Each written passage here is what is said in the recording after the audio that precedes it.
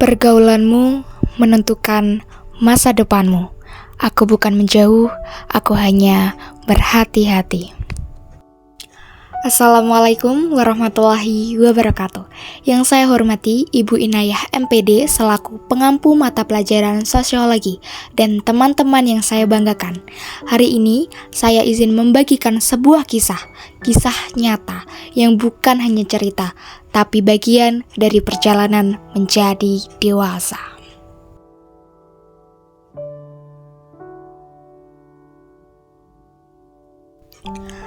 Di dunia yang sibuk mencari teman, aku justru belajar untuk menemukan diriku sendiri.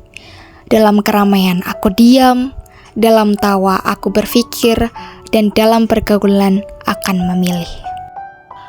Halo, namaku Saina Dewi Febriani dari kelas 10-6 dengan nomor absen 32.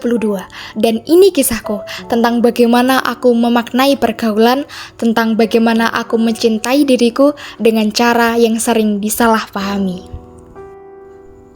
Pernah gak sih kamu merasa harus berpura-pura nyaman di tengah orang-orang yang gak sepenuhnya kamu percaya? Kalau aku sih pernah. Aku dikenal sebagai orang yang cuek, yang katanya dingin, atau bahkan terlalu pendiam.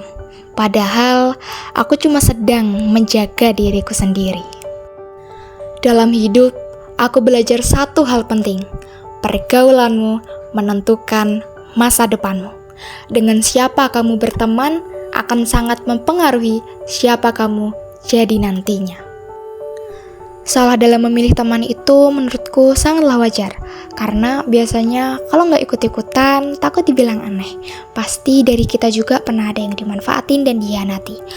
Kalau ada terjadi seperti itu, aku biasanya akan memutuskan untuk berhati-hati. Bukan menjauh, tapi memilih. Karena sekarang miris lihat pergaulan remaja. Anak sekolah bawa vape kemana-mana, ngerokok dianggap keren, ngomong kotor jadi gaya, nongkrong sampai malam, ikut-ikutan tren yang justru menurunkan kualitas diri, dan semua itu dianggap biasa.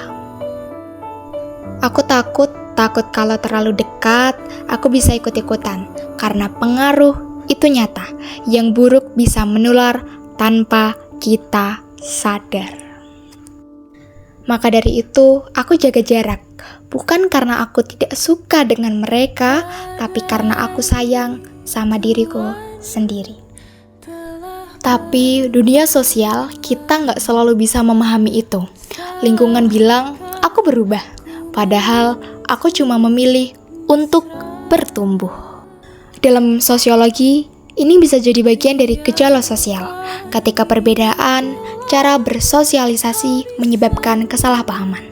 Ketika yang menjaga jarak dianggap buruk, padahal mungkin dia cuma sedang menyembuhkan. Apa yang aku alami itu, atau mungkin dari teman-teman juga, termasuk gejala sosial loh, yaitu peristiwa yang terjadi dalam masyarakat atau mempengaruhi individu maupun kelompok. Gejala sosial bisa berupa konflik, penyimpangan, atau bahkan salah paham karena perbedaan cara bergaul.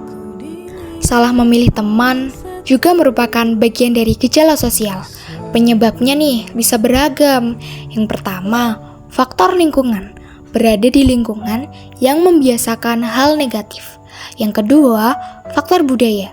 Budaya pergaulan yang menormalisasi perilaku menyimpang.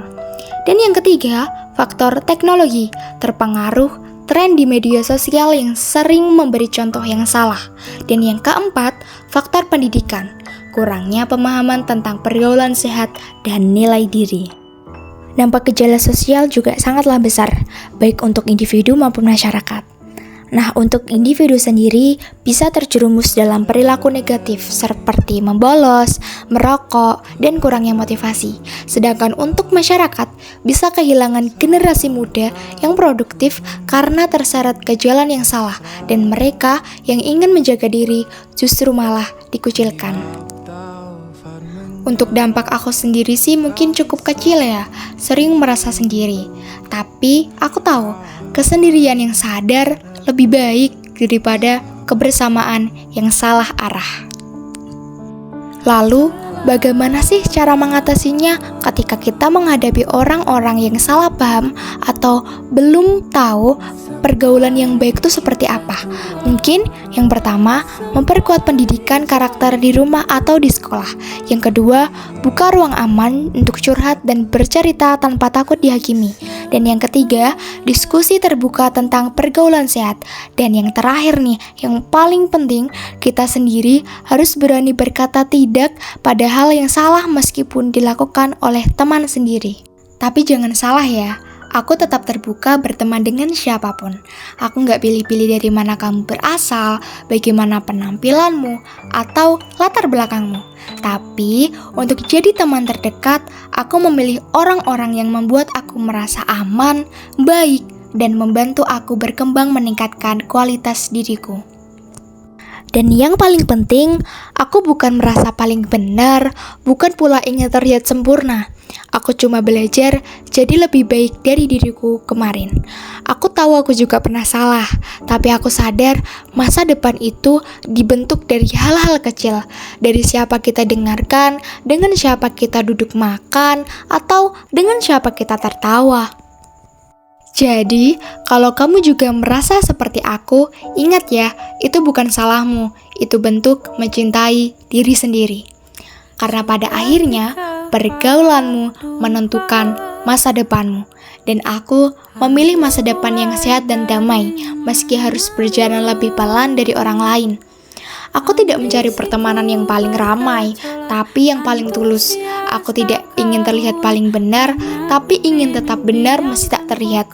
Dan kalau itu disebut berbeda, maka biarlah aku tetap berbeda, asalkan tetap jadi diriku yang sebenarnya. Terima kasih untuk Ibu Inayah, teman-teman, dan semua yang sudah menyimak kisahku hari ini.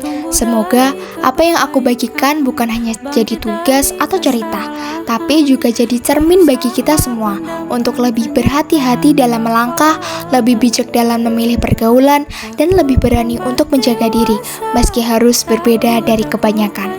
Semoga bermanfaat, semoga menyentuh hati, dan semoga menjadi langkah kecil menuju masa depan yang lebih baik. Wassalamualaikum warahmatullahi wabarakatuh. Takut aku kecewa, takut tak sekuat yang kukira. Aku tetap bernafas meski sering terjaga.